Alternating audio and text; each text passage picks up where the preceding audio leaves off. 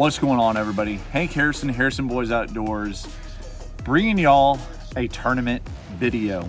This is going to be day one footage of the final Toyota Series event in the Southwest Division on Lake Sam Rayburn. This is going to be a awesome video. There are a lot of fish catches. There are some that y'all don't see because they weren't keepers, they were small, but we had a blast. We probably ended up catching 20 to 30 fish throughout the day and a lot of topwater blowups. So the fish catches that y'all are gonna see in this video are gonna be ones that were either the first of my 5 fish limit or fish that helped me out throughout the day. So before we get into the fish catching and the absolute topwater bonanza that happened on day one, let's break down my game plan heading into the first day. So my game plan heading into day one was kind of a 2-1 punch. I had a up north bite and I had a mid-lake bite. So first thing off the bat, I was going to be fishing hay grass, no doubt about it. I found that bite during practice and it was absolutely kicking off right early in the morning. First thing, you could go in there and catch you a handful of fish, if not fill out your limit really quick, as well as have the opportunity at a kicker bite early in the morning when those fish were feeding. Now, after that bite really tapered off, a bite that I found specifically at a certain time of the day was a up north individual cypress tree bite. And what I mean by that was I was targeting individual groups of cypress trees that were sitting in the main lake area, main lake points, main lake stretches, and I found that I could really go and produce this bite pretty much anywhere in that northern region where I could find cypress trees in good depth that were pretty much alone, not mixed in with bushes, not mixed in with grass or anything like that. I'm talking just plain Jane cypress trees, main lake.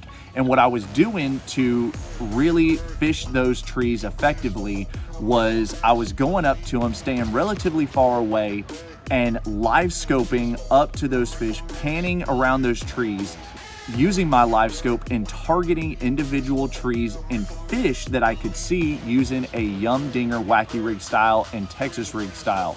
Now, that bite is super finicky.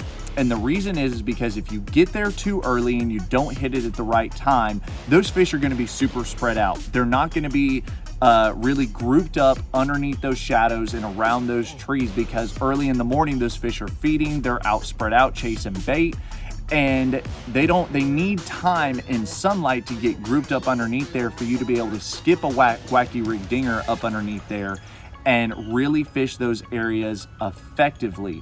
Now, that was a bite you weren't able to fish efficiently. And what I mean by that is effective is moving through there and effectively picking those areas apart.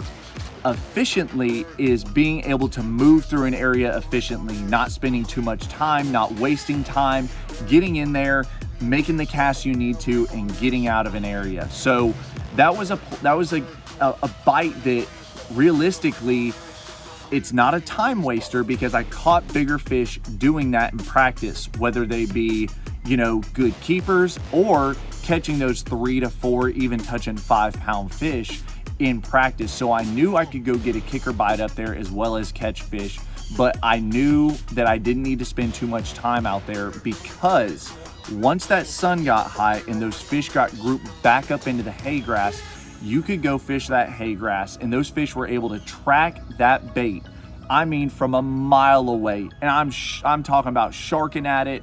It was awesome. So once that sun got high and I was able to confidently say, hey, I fished these couple groups of cypress trees, let's head back down mid-lake area and let's go run some hay grass, that's what I went and did. So that was kind of my game plan heading into day one. So now that we have our game plan lined out, let's roll the tournament footage. Guys, I hope y'all enjoy. Make sure to stay through the entire video to check out my commentary about day one, as well as kind of touching on my game plan heading into day two, because there is going to be day two footage and a whole video dedicated to day two on the changes that I make, as well as what really happens, all of the fish catches and everything that really transpires on day 2. So y'all stay tuned. Let's get to the fish catching.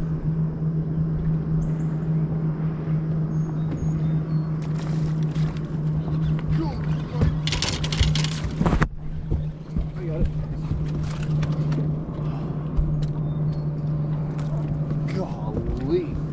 Okay. You wanted that one. It's not a giant, but it's a keeper.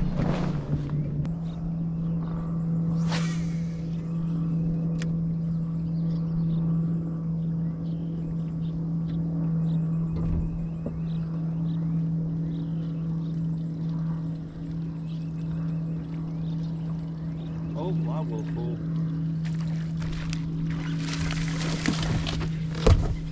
I got it. My bad. I didn't mean to get you with the fish. No, you okay?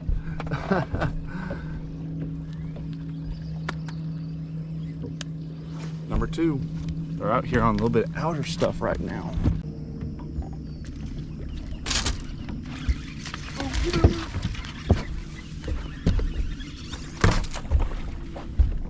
Hold up. Not bad. You're good.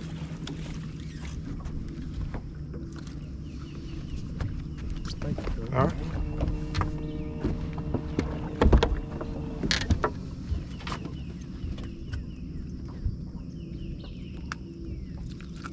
That one was not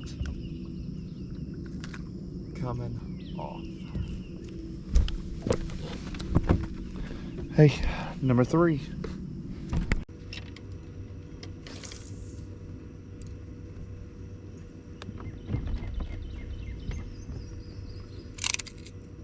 No. Got him. Good one. Not a giant, but yep. Got your swim bait in It's here. okay. It's okay.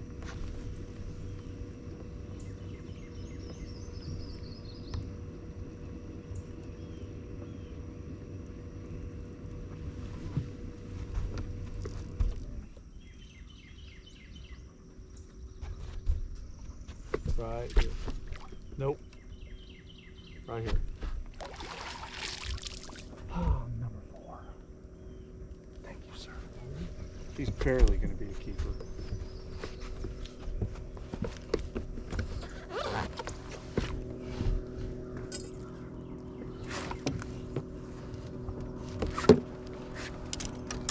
Nah, I mean, he's full 14, but...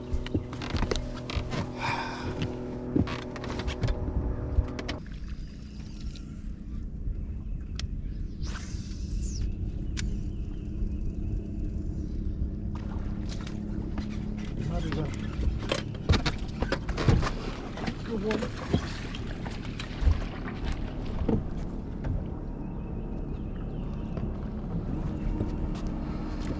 I'll let you know Oh, if I need the net. okay. I'm just. I appreciate you being on it, man. Seriously. Okay. Whew, I rearranged that dude's face.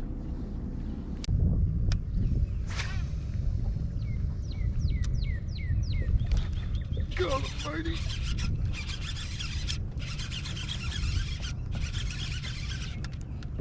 Bigger? I haven't seen it. No. Oh my God. As soon as it hits Hit the water. the water, dude. It's not even a keeper. Holy Yeah, you was bold. I thought that was a big one. dude.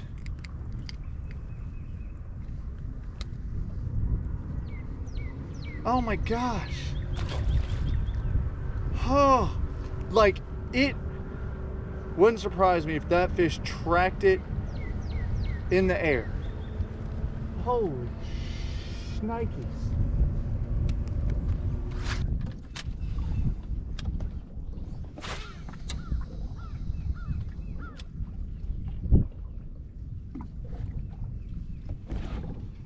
Here he is.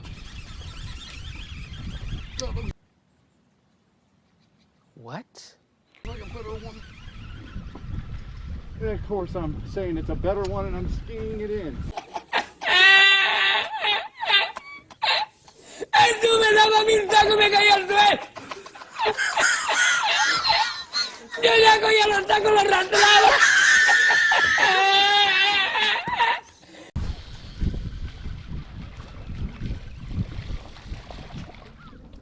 Yeah, make call. Maybe. Good.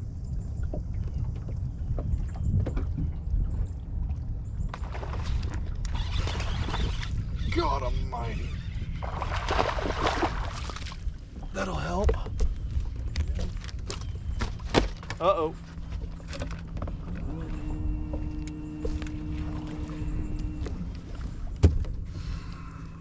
Like a heavy 2. Maybe. We'll see.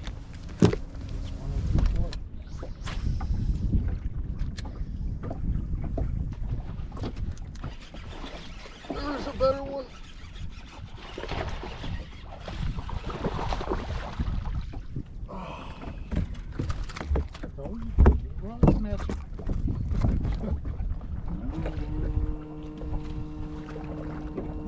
Still not. What you want, but getting you there. Yes. Cha-ching.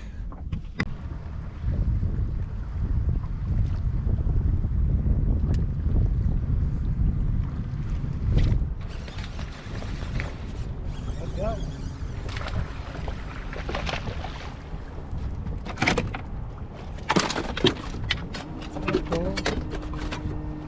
Maybe.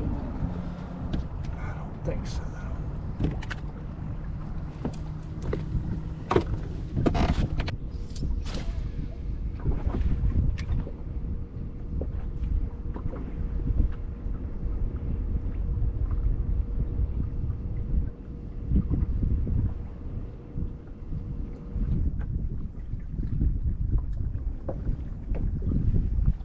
Look at all the bluegill.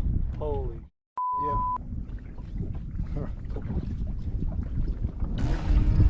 They're all big and scary. Alrighty guys, so that's a wrap for day number 1. We had right at 10 pounds even. We did not get that kicker bite. That put us right into the middle of the pack. Now the thing is that we're not out of it. We're nowhere near out of it. We're 3.5 pounds out of the top 25 and 2.5 pounds out of cut and a check. So going into day 2, I knew that I needed 15 to 17 pounds to make that happen. And after spending about an hour to an hour and a half of the day up north and seeing how much time it took to really pick those trees apart, I didn't feel like that I needed to do that with a shorter day on day 2, because my day 1, my check-in time was 3:45. Day 2, my check-in time is 2:45. So an hour less in the day, and I'm gonna go put all of my cards, all of my chips into the hay grass, because y'all saw me say something right at the end of the video, and that is bluegill. That bluegill spawn is fixing to turn on, and those fish are not far behind them. So seeing those bluegill up in the hay grass, seeing the amount of bait that's in the hay grass, I knew that those bites were up there. I knew that those fish were up there to go and catch that 15 to 17, maybe even 20 pounds. So we're gonna go make some adjustments heading into day 2, and y'all need to be on the lookout for that day 2 video, because the drama, the adjustments, and the fish are there. Guaranteed. I see them, I hook them. Be on the lookout, day number 2. I hope y'all enjoyed this video. Thank y'all so much for tuning in. Make sure to comment, share, like, subscribe, whatever platform you're viewing this video on. Make sure to do the thing. Give us some love, fuel the fire, because I love putting out these videos for y'all. Thank y'all so much for tuning into day 1 footage, and be on the lookout for day 2, because that's where we're gonna see y'all next.